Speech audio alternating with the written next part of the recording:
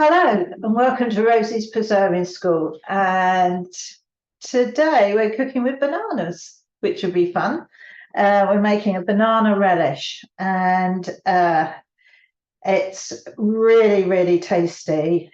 And I've got a big finish jar here, and I've got one that isn't quite full up to the top, which I'll show you. And you can see the texture and the sort of that it makes. I'll get it'll be jar cam on this one, not pan cam.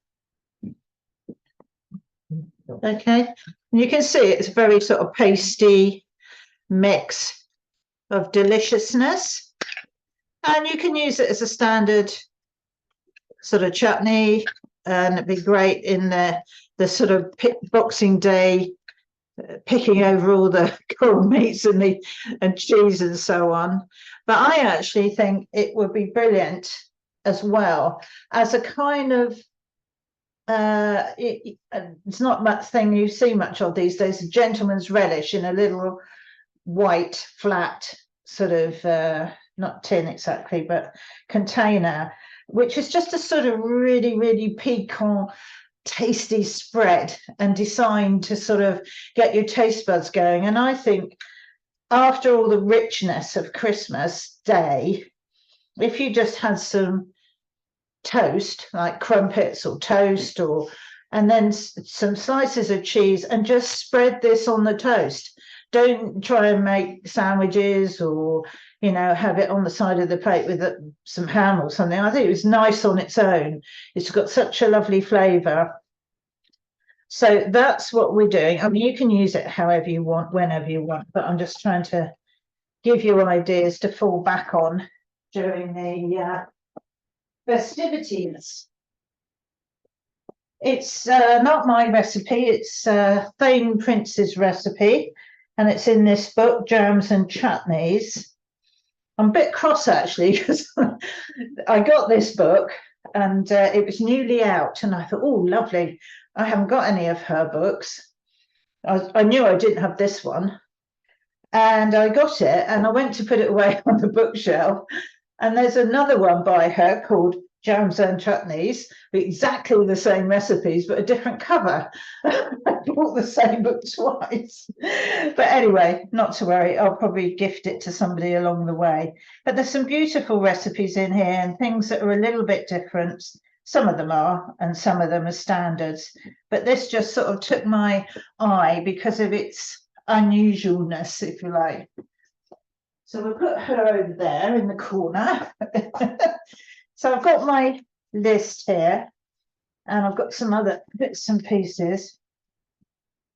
I don't need that. So for this, you need 450 grams or a pound of underripe bananas. Are sort of easier to handle. You don't want too much of a brown sludge going on by the time you've cooked it. You want something that's going to sort of have a little bit of a bite in it. Otherwise it's a bit sort of baby foodish, if they're too ripe and you cook them too long, basically. We don't really cook bananas that much in this country. I mean, I know you can put them in kind of a pan with butter and brown sugar and set fire to them, and you can put them on the barbecue with chocolate buttons in the middle and that kind of thing, but we don't sort of routinely cook with them, I don't think, or at least I don't. So going with the bananas is some soft brown sugar.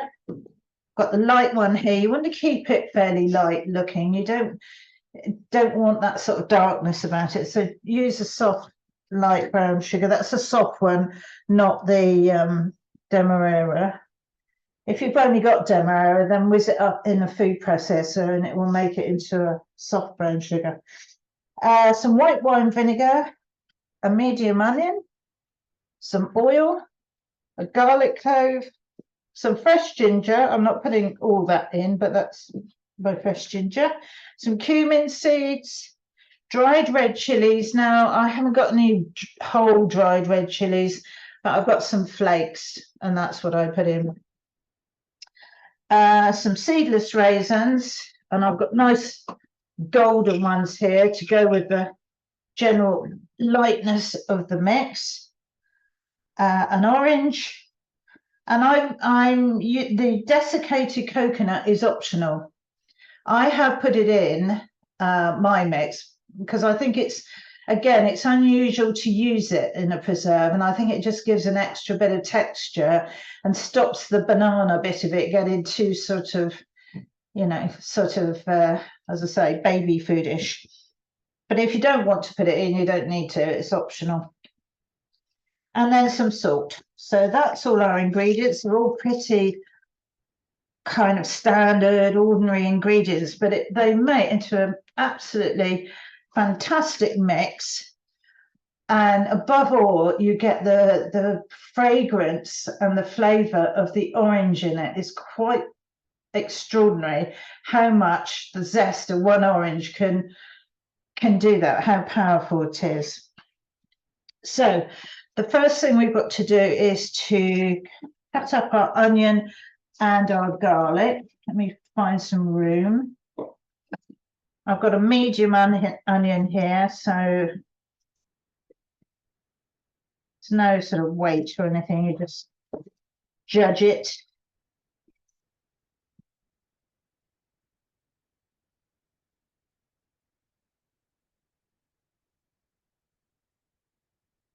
Oh.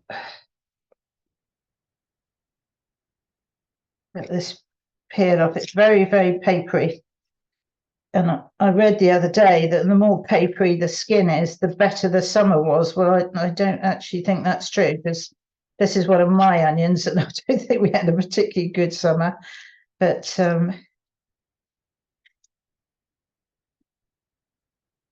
the paper ones, with the papery skins, just cling on, and they're really a job to remove. Right. That's that. Let's get that out of the way.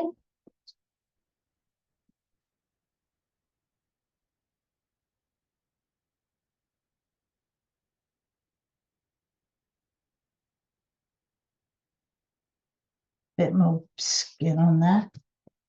And then I did cut the onion quite finely when I made those other jars, because I think you want everything more or less the same consistency.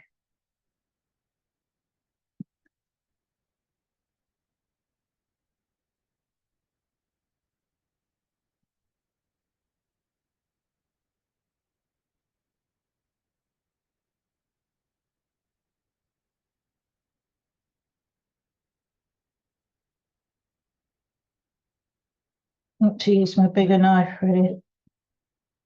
This ceramic knife is so sharp, it's really a joy sort of cutting up things like onions with it. And let's get one with a longer blade.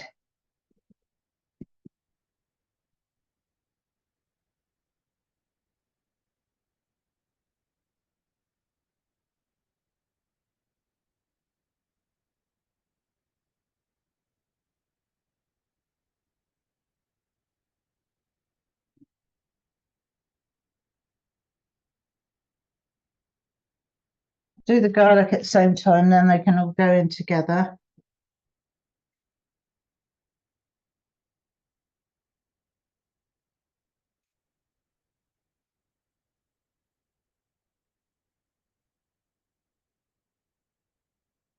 Oh, sorry, I didn't see that. I could have yeah. Yes, I did do a banana curd years ago. You're right. I do a banana jam as well, which is lovely, and that's actually in next year's workshops. So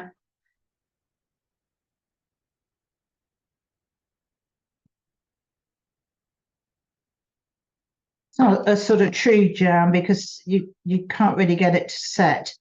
You cook it till it's sort of a fudgy consistency, a bit like this, but sweet. But it's makes a nice change, especially when in the seasons when you haven't got too much that you can preserve. Right, so let's put a bit of oil in the pan. I've got some olive oil. You want 2 tablespoonfuls ish, just to stop it sticking. That out of the way and turn on. And you put the onion and garlic in. You don't want any colour in it. You just want to cook it until it's translucent.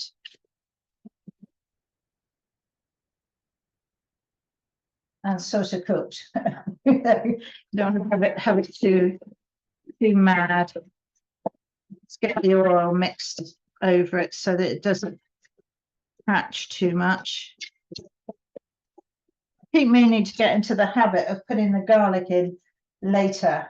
Let the onion cook. In general cooking, you know, it doesn't need as much cooking as the onion, and it does catch easily. So it's a good idea to do that. But I haven't done it for so many years. It's difficult to change the habits of a lifetime. Now I'm going to put my list of ingredients over here so that I can do the sugar. So the next thing to get ready, I'll just check, is the ginger. So you want a smallish piece of ginger. I'm going to use the piece off the end here. I'm not going to use that bit because it's quite dry looking. It's just the stem end. Well, I suppose it's all as sort of a stem. It's probably termed as a rhizome. Now you need to peel this quite finely. I do it with a knife, even though I know you can do it with a teaspoon. So I'm just taking off the outside papery skin finely as I can.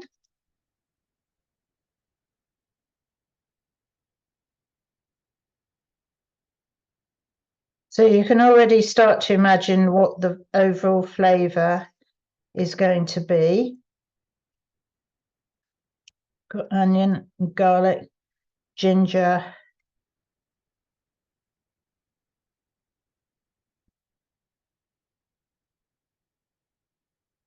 Peel for the compost.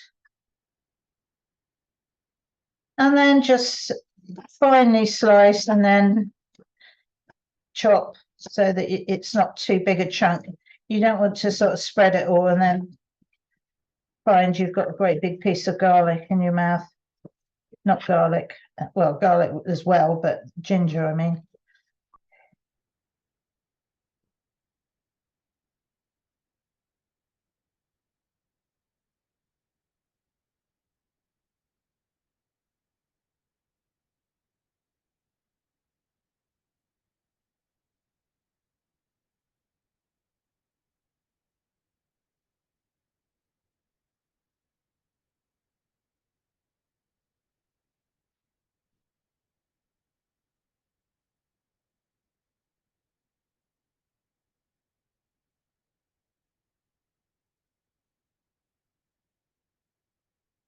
Hmm.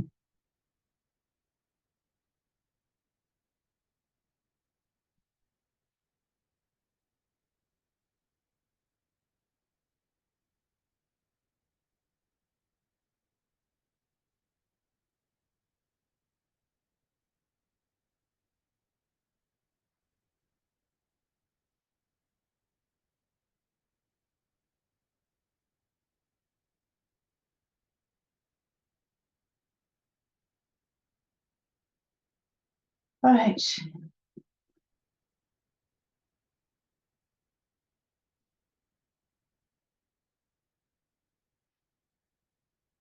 It's getting warm. You can all relax. I put the ginger in as well.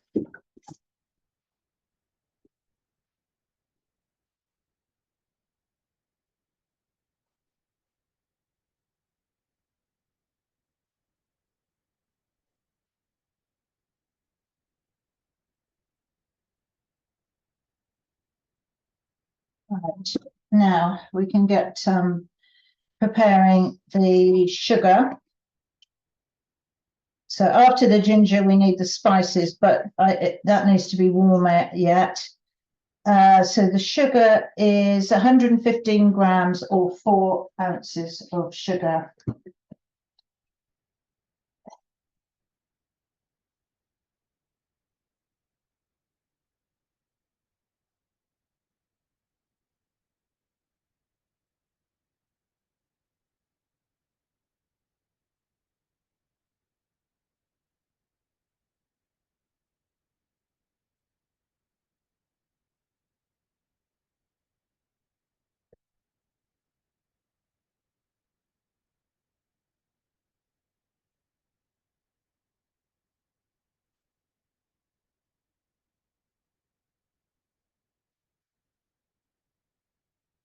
Now the orange, we zest onto the sugar so that it doesn't sort of get lost. It's a good way to mix zest in if you mix it with the sugar. So I've got some heat in it now. I'm just going to put the spices in, which is a teaspoon of cumin and some of the red chilies. It says 3 red chilies, dried chilies chopped. Well, I'm going to do a shake of those. I don't want it super hot, actually, so for us. So 1 teaspoon of cumin seeds. So this isn't the powdered one, it's the whole seed. Again, gives a bit of texture. But it can go in. And by putting them in now, the heat will start to get the flavour out into the mix. Now just put a little shake of chili flakes. So I don't want it. I just want a bit of a bite, but it's got the ginger in as well. So we don't want it super hot.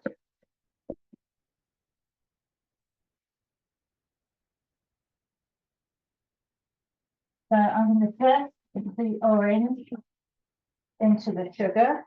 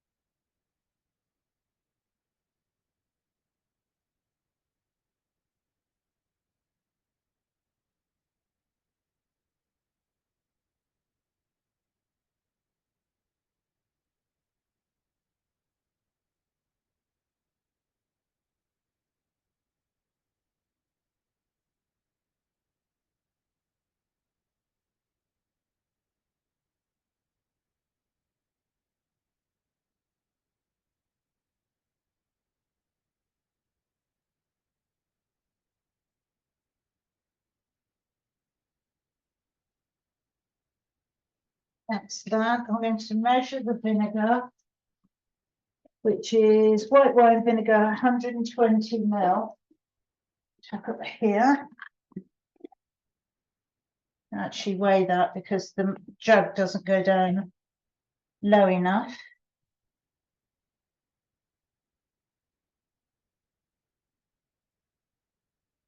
That's that. It's not very much vinegar. Now, if you want to use, I could take that out of the way.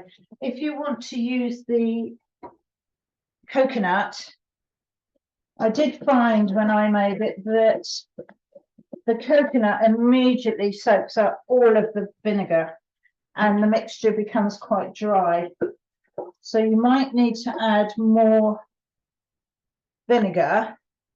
But what I'm going to do this time is use the juice of the orange as well, because I do think the orange flavour with everything else goes particularly well. Now that fits on there quite conveniently. So I'm just going to squeeze this orange now that I've zested it. Let's see if I can get some juice out, but I can always add some more vinegar if I need it.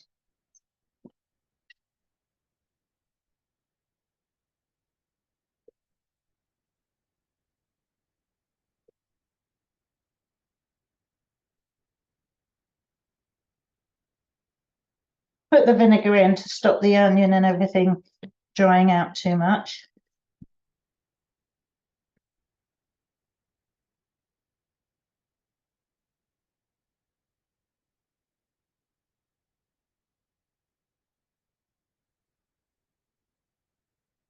I'll put the juice in as well.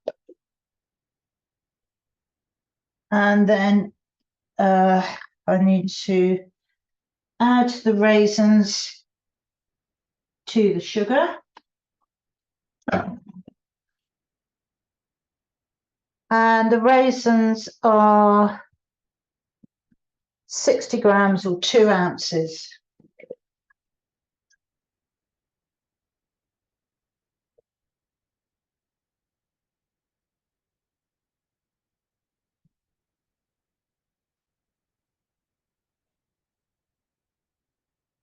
And you can see there how all these sort of golden ingredients all go together really well and make the spread, the relish,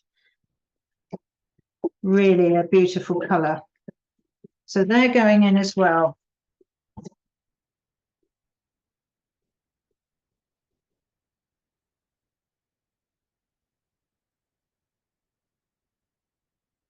And then you need to stir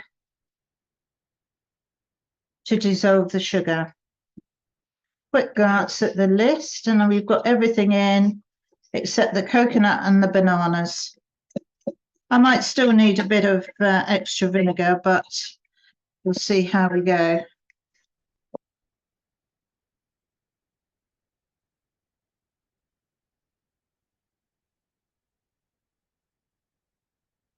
Right, that's the sugar dissolved. Now we move to the bananas. They're fairly underripe, a little bit on the green side. Now, I've told you this before, but if you want to save your banana skins, if you've got lots of house plants or greenhouse plants or in a conservatory, you can soak the banana skins in water for a couple of weeks. You need a small bucket or something like that. And as you get banana skins, put them in, leave them to soak, drain off the liquid. And because bananas and their skins, we know from other fruits, the skins are almost as powerful as the fruit itself. And it's packed with potassium and calcium and magnesium, which things like tomato plants and orchids, there's quite a list, absolutely love, and it really makes them thrive. So it's a very good plant food.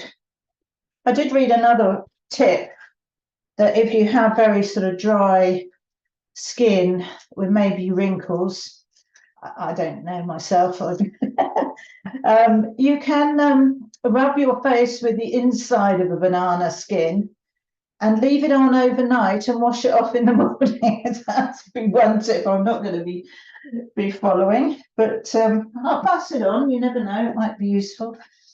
So I like to cut the banana pieces quite thinly. You can cut them however you like. If you want it more chunky, then you can sort of halve the banana and cut it in quarters and then slice it, or just slice it in thicker slices, whichever you prefer.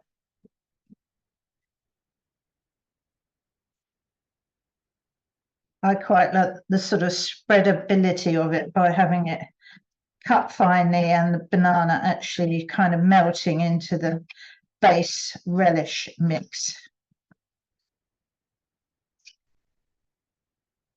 Now, if I was Jamie Oliver, I'd have the whole 3 sliced by now. It would be like a machine gun going along.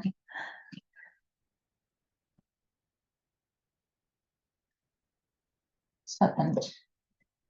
It will turn down. Got the just cooking it together like that gives the raisins a chance to soak up some of the liquid.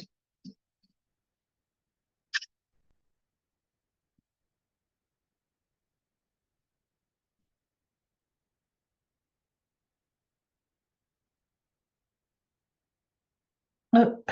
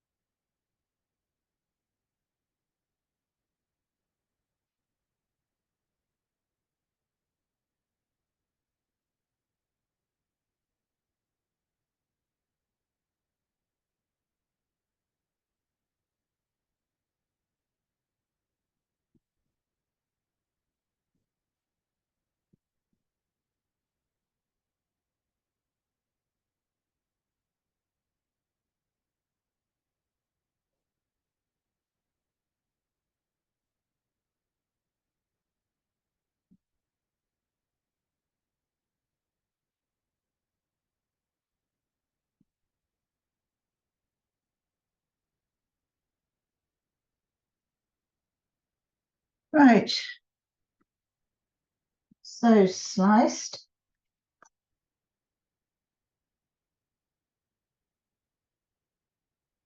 And I need about half a teaspoon of salt,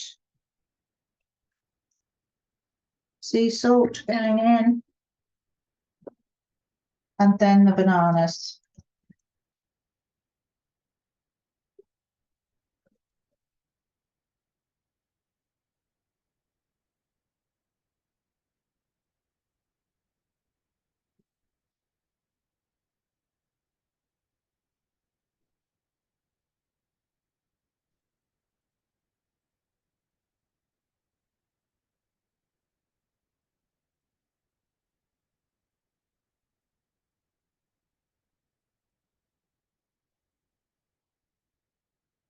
And that orange really comes through. And it wasn't a very big orange, it was medium size. So I'm going to let them get some heat into them and start to cook. Let's wipe down this mat for a moment.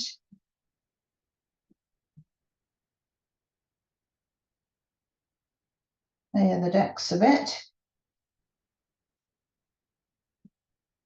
I'm not sure if I need that again. I don't think so. Or that.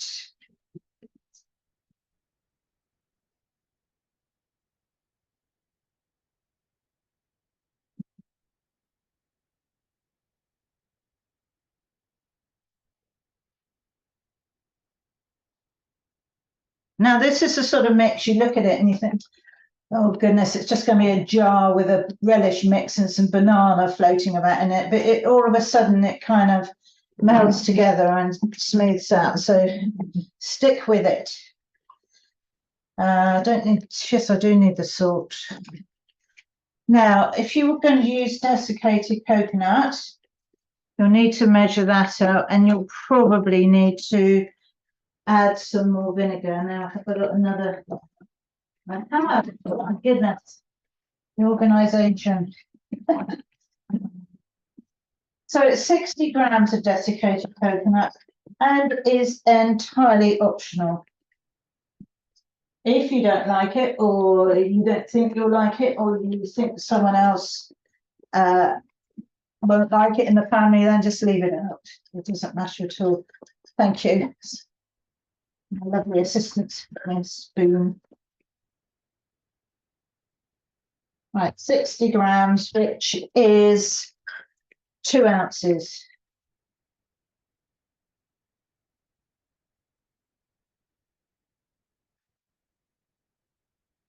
Or just put a little bit in.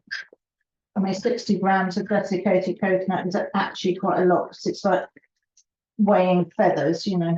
You get a big pile of it for your money. But when you smell the coconut, you think, oh yes, that's really going to work with all the other ingredients and the orange. I'm going to let this cook down a bit before I put it in. It's already cooking down quite nicely.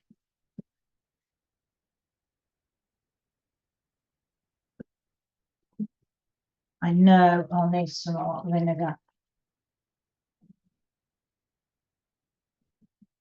I'll put a bit in now and then it'll be ready for the coconut. I'm not going to measure it, I'm just going to put a splosh.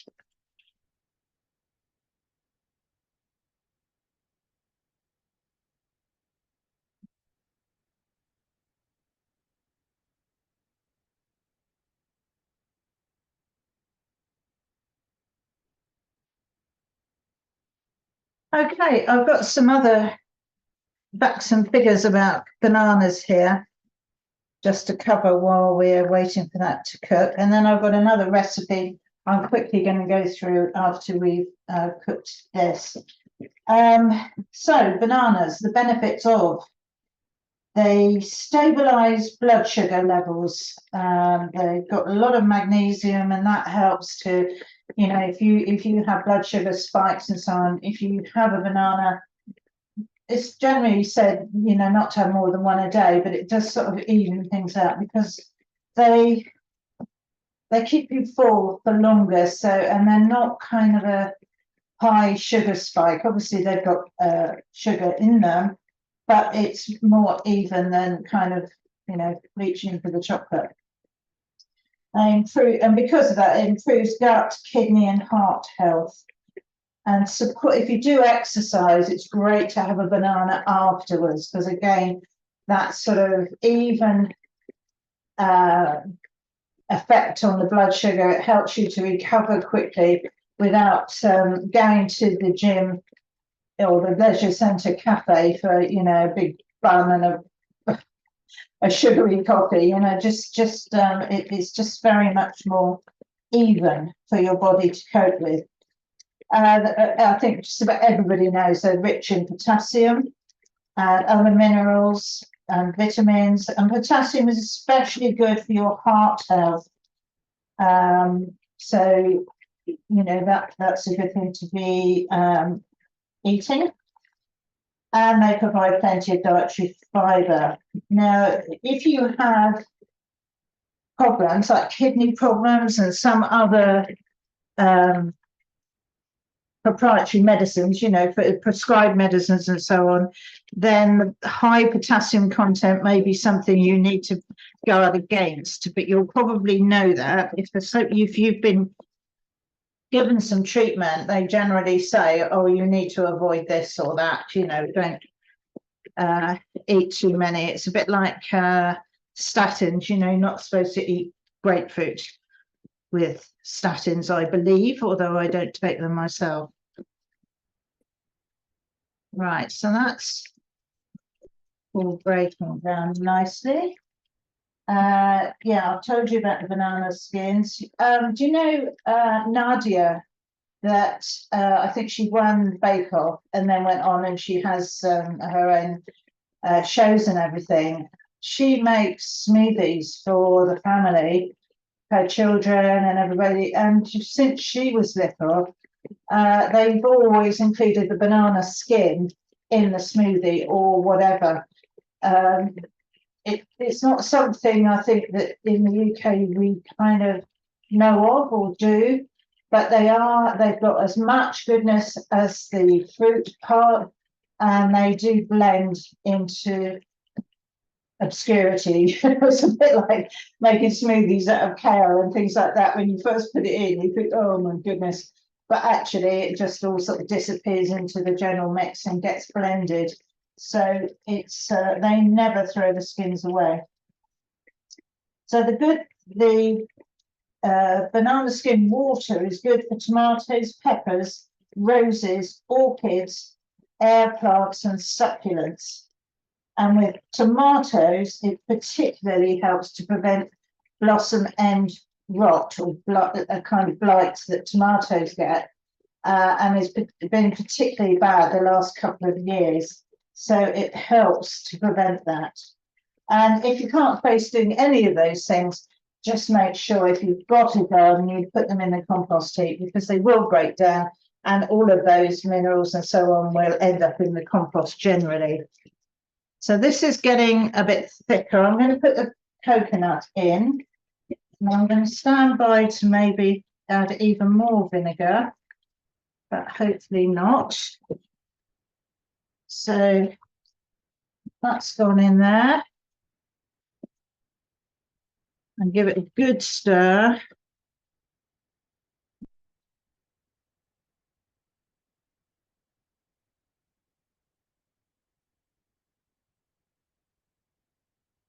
You see, it instantly thickens. Rachel saying her sister, a secondary school teacher, swears by a banana in the morning of an exam. Absolutely. We have, we take them to work and we have one with our mid-morning coffee so we don't sort of hit the biscuits. And it just gives you a lift, tides you through till you could have something else to eat. Most days now it's colder, we have soup, but sometimes we don't get time and it's actually the banana is very good. It's also very good on a car journey. If you've got a long car journey, we always take bananas with us. And just going to splosh a bit more in. I think what I saw Nadia making with the banana skin in it was a cheesecake mix, I believe. And the whole lot just went in the food processor and got poured out into the onto the cheesecake base. That's better. That's a bit of consistency.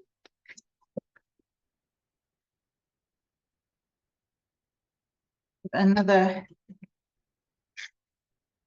couple of minutes and get my jars here. I've got two 400 and I don't know, they're 435 ml. I think they're about a pound size jar. I've got my funnel. I've got my ladle. I've also got a knife because a rounded end knife because it will create air pockets in the jar and you've got to sort of go around and work them out.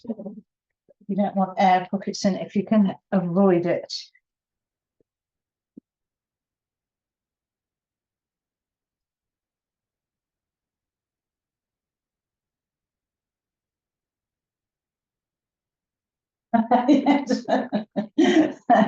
Branda's saying biscuits every time. Yeah, well, you know.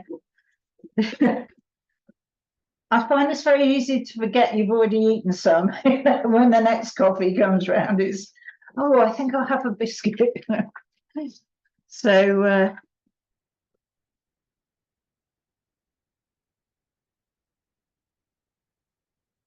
I know last year after I'd had my gallbladder out, I had to go and see the diabetic nurse, although I'm not diabetic, but they wanted to check that I wasn't diabetic. And she said, right, how many chocolate bars do you eat a day? I was absolutely floored. I thought, I don't eat them every day or even every week. You know, it's just quite extraordinary. But anyway, right, okay, can we have pan can? So can you see that down there? I mean, it looks a bit porridgey at this stage. But you can see the little flecks of chili in there, the raisins and the bananas have all broken down. And we're ready to jar it up. So I've got my funnel, as usual. And it's not sort of as liquid as jam, but it does go in okay.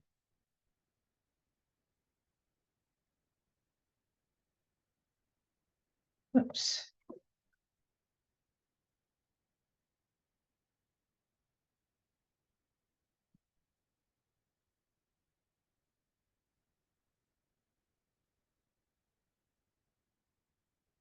make a good hamper addition as well, I think. If you just put a little tag on it to sort of make some suggestions on how to use it, it would be quite an experience, I think, for a lot of people. All right, I'm just running the knife round to get out any air pockets before the jar is completely full. And then I shall add a little bit more on the top before I put the lid on. That's that one.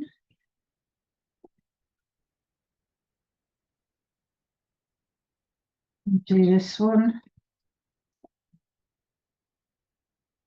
Turn the off.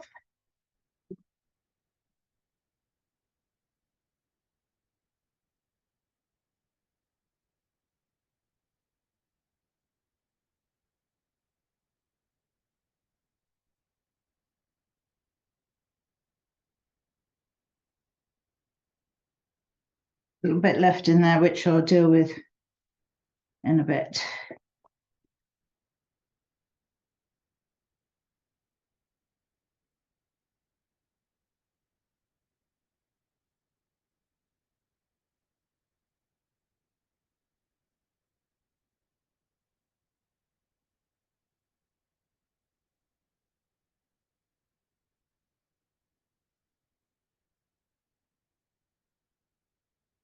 Right, there we are. Put the lids on.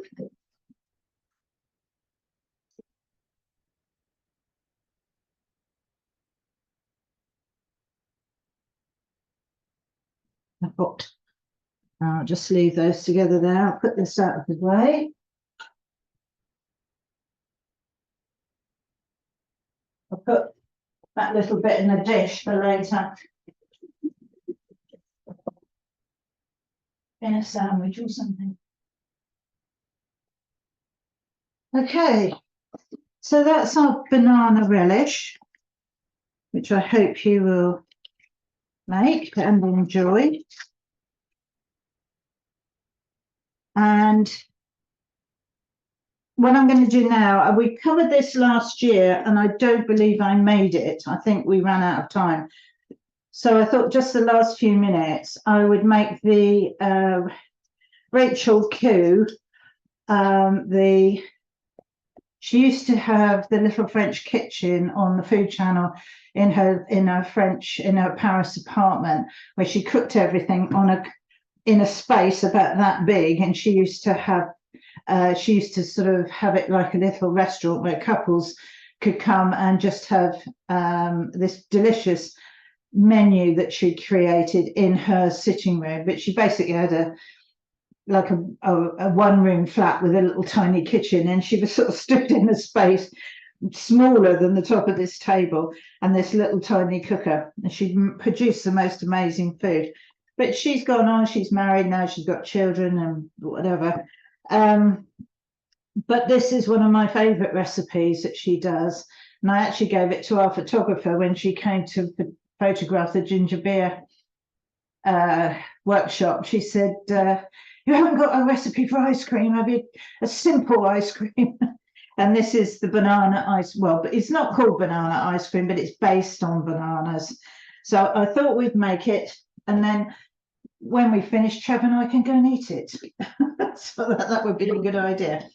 So I've got my food blender there, and I'll just get the other ingredients, which are in the freezer.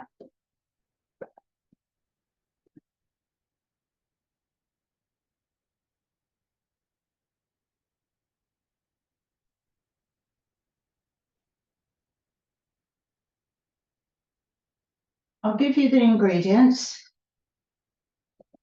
And for 4 people, so it's 4, so you could do 2 adults, 2 children, or whatever. So you need 4 ripe bananas, 100 grams of frozen raspberries, 3 tablespoonfuls of maple syrup, some lemon juice, 300 grams of thick yogurt, some salt, and you can toast some nuts or something to go on the top if you want to. I'll give you the ingredients as I go along so you can write them down should you want to. Got my maple syrup. I like the yogurt from the fridge. Now I'm doing half the recipe because there's only 2 of us, and it's not really the time of year to be planning through double helpings of ice cream. Glancing at the assistant, he doesn't agree. So I've got 2 ripe bananas, and you've sliced them and put them in the freezer for about an hour. So that's 2 bananas on there. So if you've got visitors, or you've got the grandchildren staying, or your own children, you can very quickly make this as a sweet treat. So I'm halving it, 2 ripe bananas, but the recipe says 4. And for that, you want 100 grams of frozen raspberries, which I've got some in there. A tablespoon of lemon juice. And 300 grams of thick yogurt. Let's get my lemon.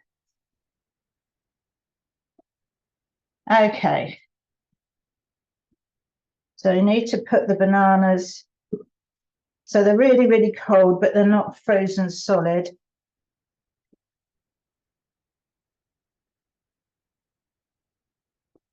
Put them in your mixer, goblet, whatever you're using.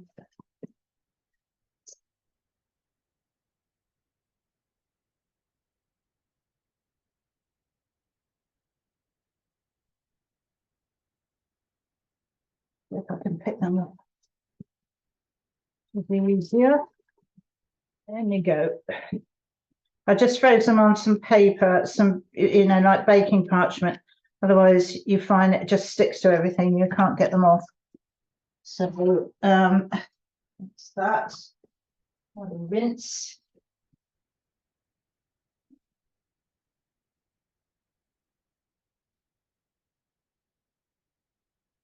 And so 100 grams of frozen raspberries, so I want 50 grams. So that's going to be a couple of these lumps that I've chopped up from my box of frozen raspberries in the freezer at work for jam.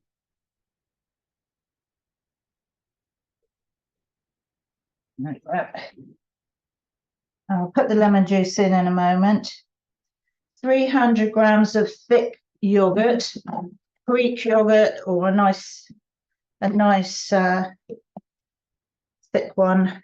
I'm going to put the whole thing on there, zero it, and I'm using 150 grams because I've halved it.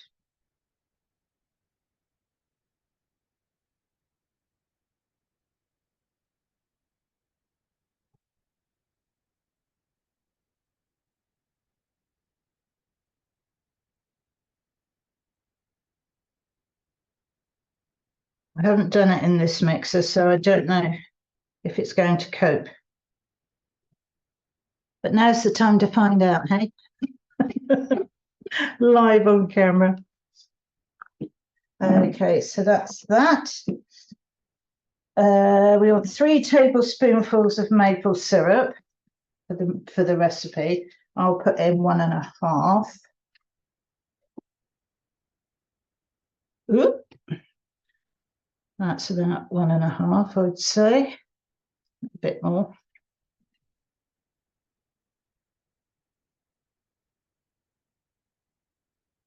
Still need the lemon juice and a pinch of sea salt.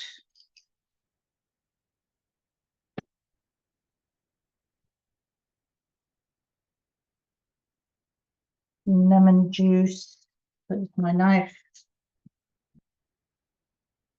I only need a tablespoon for the whole recipe, so I'm just going to squeeze in a squirt of it for this.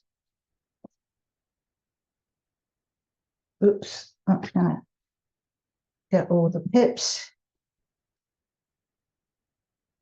There we are. That should be enough. Right, let's see what happens with this one. I've done it in my big mixer, but I thought I could get away with it in here.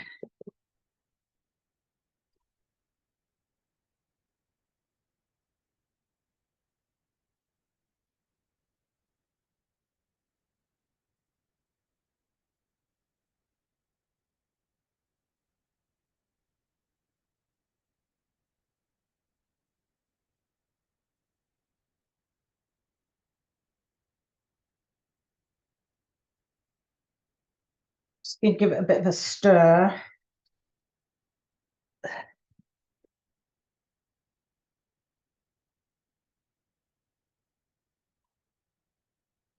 With something.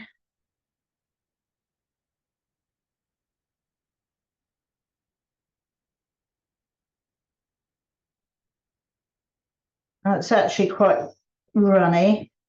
I don't think the bananas were actually quite cold enough, but it is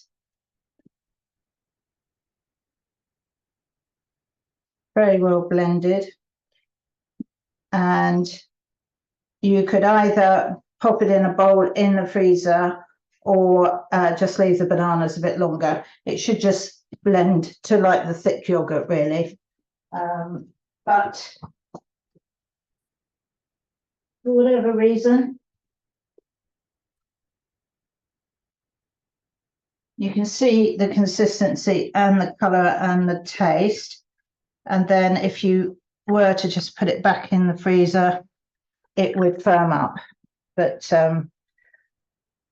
it's the bananas were still, it says put them in the freezer an hour before, but actually I think they probably need a bit longer.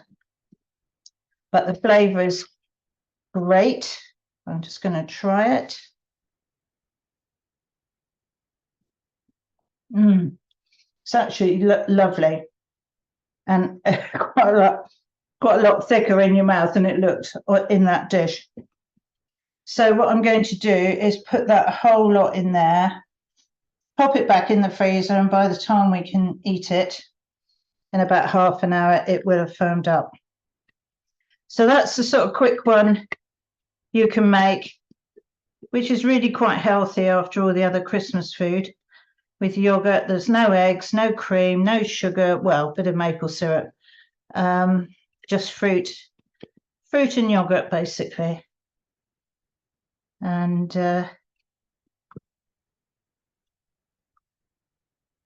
maybe that's not the mixer for it. I have made it in my other one, and it just is thick from the mixer, and you can just spoon it out and eat it straight away. Okay, there's two banana-y things. I don't think there's any other questions. So I'm hesitating to say it's walnuts next week. I think it is. And so I'll come back then with lots of ideas there'll be lots of sort of little quick things you can do to make for gifts or make to use, make to eat, something for everybody, I think. Okay, thank you.